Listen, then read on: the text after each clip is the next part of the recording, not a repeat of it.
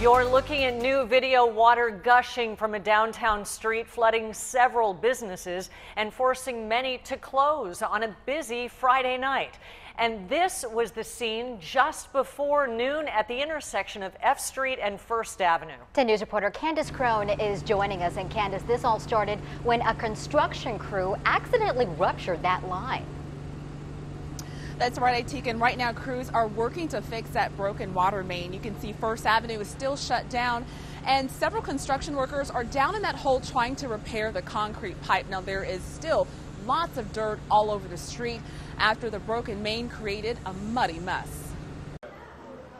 Cell phone video shows water gushing from the broken main like a geyser. Construction crews were cutting the 16-inch concrete water main when all of a sudden it burst, sending water pouring into the streets and sidewalks near First and F downtown.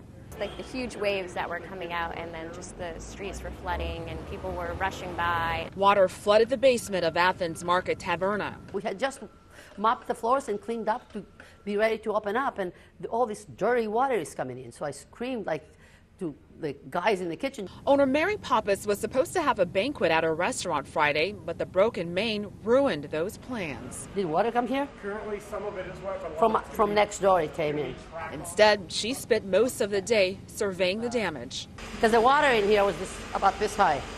You could not walk in here. Once they shut off the water, crews worked quickly, scooping up mud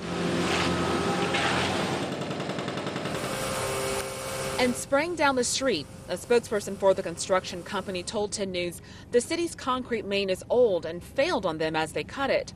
Although the incident was a big inconvenience for Pappas, she says her things can be replaced, and she's glad it wasn't much worse. And this was not a tragedy. This was just a mishap, and nobody got hurt.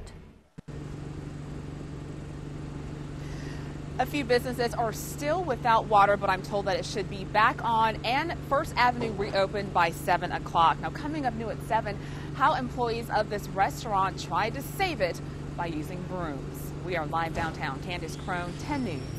All right, Candace, and this is a closer look at where the break happened, the intersection of First Avenue and F Street, which is just west of Horton Plaza.